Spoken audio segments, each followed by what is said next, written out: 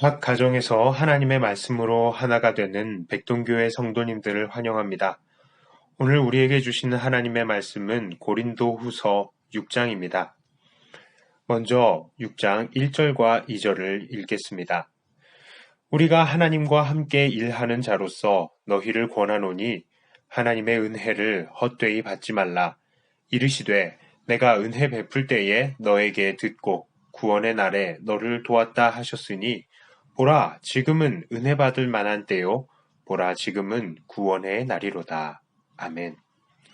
지난 5장에서 바울은 예수 안에서 새로운 피조물이 되었고 하나님께서는 그들을 화목해 하는 직분을 주셨다고 했습니다. 그래서 5장 말미에서 바울은 고린도 교회를 향하여서 너희는 하나님과 화목하라 라고 말하며 고린도 교회가 정말 교회다운 교회가 되기를 소원하였습니다. 오늘 본문의 1절과 2절은 바로 5장의 그런 흐름을 이어받습니다. 바울은 이들에게 하나님의 은혜를 헛되이 받지 말라라고 명합니다. 바로 지금이 은혜 받을 때요, 구원받을 때라라고 말하는 것입니다. 이 은혜를 받는다는 것은 무엇입니까? 이것은 고린도전서 1장과 연결해서 생각해 볼 필요가 있습니다. 고린도전서 1장 4절부터 7절까지의 말씀입니다. 그리스도 예수 안에서 너희에게 주신 하나님의 은혜로 말미암아 내가 너희를 위하여 항상 하나님께 감사하노니 이는 너희가 그 안에서 모든 일, 곧 모든 언변과 모든 지식의 풍족함으로 그리스도의 증거가 너희 중에 견고하게 되어 너희가 모든 은사에 부족함이 없이 우리 주 예수 그리스도의 나타나심을 기다림이라.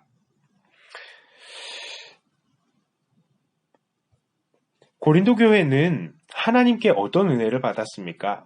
바로 하나님 안에서 모든 일, 즉 언변과 지식에 풍족하여 그리스도의 증거로 견고하게 되고 또 모든 은사에 부족함이 없이 예수님의 재림을 기다리는 것, 그런 은혜를 받은 것입니다. 그런데 지금 고린도 교회는 어떻습니까? 이들은 은혜로 받은 각종 언변과 지식과 은사를 가지고 서로 비교하고 싸우며 그와 같은 잣대로 사도 바울마저도 폄하하려고 하고 있는 것입니다. 그러니 그들은 이 은혜를 헛되이 받은 상태, 즉 그 은혜를 주신 목적에 정확히 반대되는 일을 하고 있는 것입니다. 그래서 바울은 너희가 받은 은혜를 헛되이 하지 말라라고 말하는 것입니다. 오늘날 우리는 어떻습니까? 우리도 하나님께로부터 받은 많은 은혜들이 있습니다. 지혜와 지식, 각종 은사들을 은혜로 받았습니다. 그런데 우리는 그런 은혜를 어떻게 사용하고 있습니까? 정말 예수님을 기다리는 것을 굳게 하기 위해서, 서로의 믿음을 강하게 하기 위해서, 교회를 세워나가기 위해서 그런 은혜를 사용하고 있습니까? 아니면 서로 시기하고 비난하고 교회 안에서 자기만 돋보이게 하기 위해서 그런 은혜를 사용하고 있는 것은 아닙니까? 우리는 우리가 받은 은혜들을 헛되게 해서는 안 됩니다. 오직 우리가 받은 것으로 교회를 세워나가며 함께 한 몸이 되어서 예수님을 기다리는 사람들이 되어야 할 것입니다. 이제 3절부터 10절까지의 말씀을 읽어드립니다. 우리가 이 직분이 비방을 받지 않게 하려고 무엇에든지 아무에게도 거리끼지 않게 하고 오직 모든 일에 하나님의 일꾼으로 자천하여 많이 견디는 것과 환난과 궁핍과 고난과 매맞음과 갇힘과 난동과 수고로움과 자지 못함과 먹지 못함 가운데에서도 깨끗함과 지식과 오래 참음과 자비함과 성령의 감화와 거짓이 없는 사랑과 진리의 말씀과 하나님의 능력으로 의의 무기를 좌우에 가지고 영광과 욕됨으로 그러했으며 악한 이름과 아름다운 이름으로 그러했느니라. 우리는 속이는 자 같으나 참되고 무명한 자 같으나 유명한 자요 죽은 자 같으나 보라 우리가 살아있고 징계를 받은 자 같으나 죽임을 당하지 아니하고 근심하는 자 같으나 항상 기뻐하고 가난한 자 같으나 많은 사람을 부요하게 하고 아무것도 없는 자 같으나 모든 것을 가진 자로다. 3절부터 10절을 꿰뚫는 핵심 단어는 바로 4절에 하나님의 일꾼으로 자천하여 라는 말입니다. 고린도 후서는 정말 이 자천 혹은 추천으로 번역되는 말이 핵심을 이룬다고 할 수 있겠습니다. 왜냐하면 고린도 교회 사람들은 그렇게 바울에 대한 공식적인 증명을 요구해왔기 때문입니다. 그래서 고린도 후서에서는 이 추천, 이 자천이라는 단어가 이 절수로는 총 8번, 이 단어로는 총 9번이나 나타납니다. 하지만 바울은 고린도 교회 사람들에게는 자기를 자천하여 자기를 증명해 보이지 않겠다라고 이미 단호하게 말했었습니다. 그런데 바울은 앞장서서 자기를 추천하여서 내세우는 부분이 있었습니다. 그것은 바로 하나님 앞에서 하나님의 일꾼으로 일하는 것에서는 자천하여서 앞장서겠다는 것입니다. 그가 하나님의 일꾼으로 자천해야 하는 일은 무엇입니까? 4절 후반부터 그 내용을 보면요.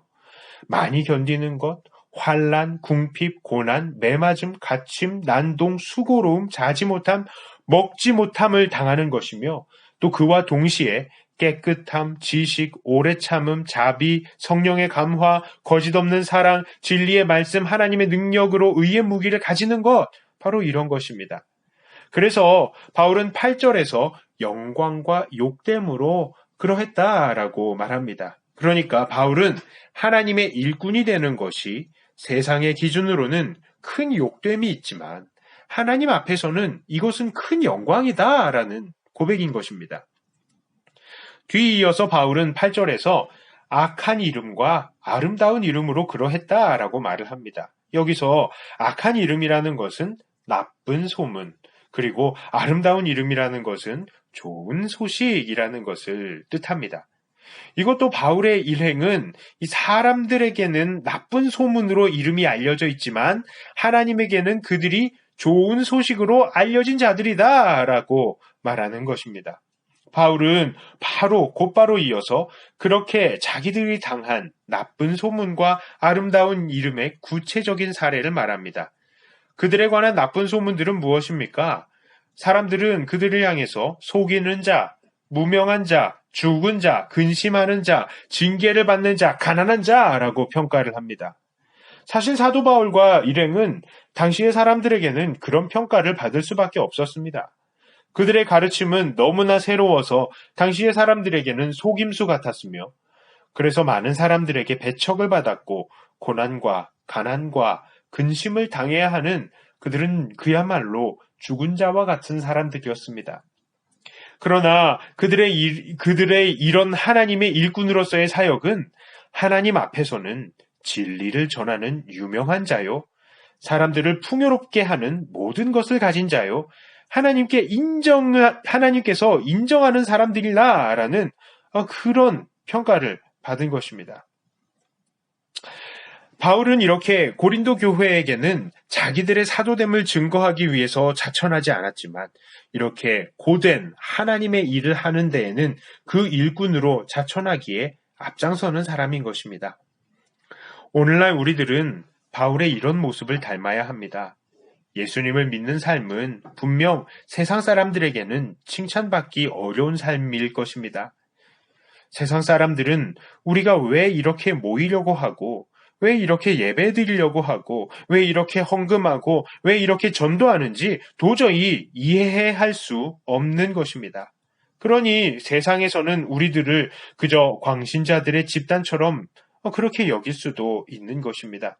그리고 어떤 사람들은 우리를 언어로 혹은 금전적으로 혹은 사회적으로 혹은 폭력으로 핍박하기도 합니다. 하지만 우리는 세상의 그런 시각과 핍박에 대해서 낙심해서는 안 됩니다. 왜 그렇습니까?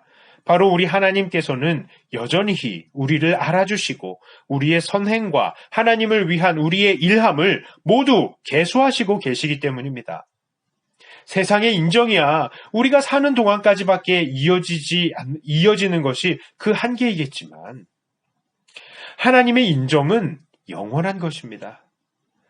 그러므로 오늘도 우리는 낙심하지 말고 주님의 복음을 전하는 사람들이 되어야 할 것입니다. 이제 11절부터 13절까지의 말씀을 읽어드립니다. 고린도인들이여 너희를 향하여 우리의 입이 열리고 우리의 마음이 넓어졌으니 너희가 우리 안에서 좁아진 것이 아니라 오직 너희 심정에서 좁아진 것이니라.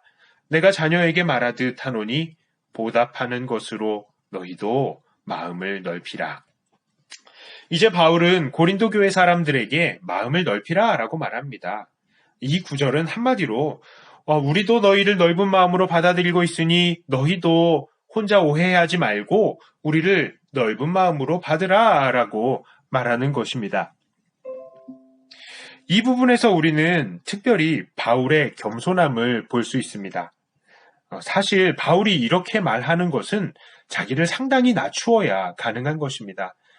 바울은 고린도 교회를 개척한 개척자요, 또한 교회의 어른으로서, 그리고 신앙의 선배로서, 그리고 앞서서 고난을 받는 사도로서 고린도 교회에게 주장하는 자세를 취할 수도 있었습니다. 그래서 고린도 교회에게 책망하면서 너희가 감히 나와 우리를 의심해? 너희가 먼저 너희 마음을 넓혀서 우리를 받아라! 이렇게 강압할 수도 있었습니다. 그러나 바울은 먼저 자기가 마음이 넓어져 있으니 너희도 거기에 보답으로 마음을 넓히라 라고 말합니다. 바울은 지금 모함과 오해를 받고 있는 사람이지만 먼저 고린도 교회를 용서하고 그들을 사랑으로 먼저 앞서서 받아주고 있는 것입니다. 오늘날 우리들도 이런 자세를 배워야 합니다. 상대방이 나를 받아들이기를 바라기 전에 내가 먼저 상대방을 용납하고 또한 나도 용납해 주세요 하면서 겸손하게 머리를 숙일 줄도 알아야 하는 것입니다. 그러나 우리가 이렇게 행하지 않을 때에 어떻게 되겠습니까? 결국 서로를 기다리며 서로 눈치만 보다가 상대방을 오해하게 되는 것입니다. 말하지 않고 표현하지 않으면 많은 부분을 오해하게 될 수밖에 없는 것입니다. 그러므로 우리는 먼저 상대를 배려하고 상대방에게 자기를 겸손히 낮추면서 사랑을 요청하는 사람들이 되어야 합니다. 이제 14절부터 18절까지의 말씀을 읽어드립니다. 너희는 믿지 않는 자와 멍에를 함께 매지 말라. 의와 불법이 어찌 함께하며 빛과 어둠이 어찌 사귀며 그리스도와 벨리알이 어찌 조화되며 믿는 자와 믿지 않는 자가 어찌 상관하며 하나님의 성전과 우상이 어찌 일치가 되리요. 우리는 살아계신 하나님의 성전이라 이와 같이 하나님께서 이르시되 내가 그들 가운데 거하며 두루 행하여 나는 그들의 하나님이 되고 그들은 나의 백성이 되리라. 그러므로 너희는 그들 중에서 나와서 따로 있고 부정한 것을 만지지 말라. 내가 너희를 영접하여 너희에게 아버지가 되고 너희는 내게 자녀가 되리라. 전능하신 주의 말씀이니라 하셨느니라. 자, 이제 바울은 고린도 교회가 믿지 않는 자와 멍에를 함께 매지 말라라고 말합니다. 이 말은 직역하면 믿지 않는 자와 멍에를 삐딱하게 매지 말라라는 말입니다. 왜 여기서 삐딱하게 혹은 기울어지게 혹은 불공평하게 매지 말라라고 말을 했을까요? 그것은 바로 믿지 않는 자와 멍에를 함께 맨다는 것은 그것 자체가 우리들 믿는 자들에게 어울리지 않는 말이기 때문입니다. 그래서 바울은 의와 불법이 함께 있을 수가 없고 빛과 어두움이 사귈 수 없으며 하나님의 성전과 우상은 같은 것이 아니다라고 말하는 것입니다. 자, 그렇다면 이렇게 믿지 않는 자와 멍에를 함께 맨다는 것은 무엇을 의미하는 것일까요? 이것을 단순히 예수님 안 믿는 사람들이랑 함께 어떤 일을 진행하지 말라라고 해석해야 하는 겁니까? 하지만 만일 그렇게 해석해야 한다면 우리는 이 세상을 떠나야 합니다. 우리는 어디든 안 믿는 사람들 속에서 살 수밖에 없고 또한 살아가려면 그들과 함께 일을 하고 그들과 거래를 해야 하는 것입니다. 그리고 무엇보다도 우리는 그들 속에 빛과 소금의 역할을 하기 위해서 세상에 파송을 받는 사람들입니다. 그러니 믿지 않는 사람들이랑 함께 일하지 않는다면 우리는 도대체 어떻게 살아야 한단 말입니까? 자, 그렇다면 이렇게 믿지 않는 자와 멍에를 함께 매지 말라는 말, 우리는 이것을 어떻게 받아들여야 하겠습니까? 이것은 바로 우리 안에 있는, 특히 고린도 교회 안에 있는 믿는다라고 하면서 실질적으로 믿지 않는 자를 말하고 있는 것입니다. 그렇습니다. 이 고린도 교회는 분명히 주님의 핏값을 주고 사신 교회가 맞습니다. 그 교회 사람들은 하나님께서 주신 놀라운 은혜들도 받았습니다. 그러나 그들 가운데에는 실제로 가라지들도 있었던 것입니다. 분명히 겉으로 보기에는 똑같이 구원을 받고 은혜를 받은 사람들 같지만 그들의 말과 행동에서 결국 그들은 그들의 믿음 없음을 드러내었고 그리고 그들의 믿음 없는 태도, 더 나아가 이방신을 섬기는 태도로 교회의 사람들을 혼란스럽게 했던 것입니다. 사도 바울은 이제 교회 안에서 그러한 이방적인 생각을 가지고 살아가는 불신자들과 함께 교회의 일들을 진행하거나 그들과 교제하는 것, 이런 것들을 금하는 것입니다. 그런 맥락에서 바울은 고린도 후서 11장에서도 사탄도 자기를 광명한 천사로 가장할 수 있다고까지 말하고 있는 것입니다. 오늘날 우리들도 이 사실을 주의해야 합니다. 똑같이 교회의 모습을 하고 있지만 사실상 진리를 전하지 않는 교회가 있으며 똑같이 믿는 사람 같지만 사실상 믿지 않는 사람, 오히려 하나님을 대적하는 거짓 선생들도 있는 것입니다. 그리고 그들은 얼마나 교묘한지 우리가 너무나도 구분하기 힘든 것입니다. 우리는 그런 사람들과 함께 해서는 안 됩니다. 그렇게 될 때에 우리는 거룩한 삶과는 거리가 먼, 정말 어느 순간 하나님과는 상관없는 그런 삶을 사는 사람들이 되어버리고 마는 것입니다.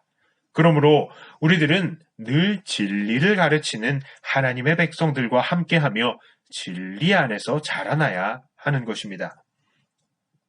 이제 말씀을 정리합니다.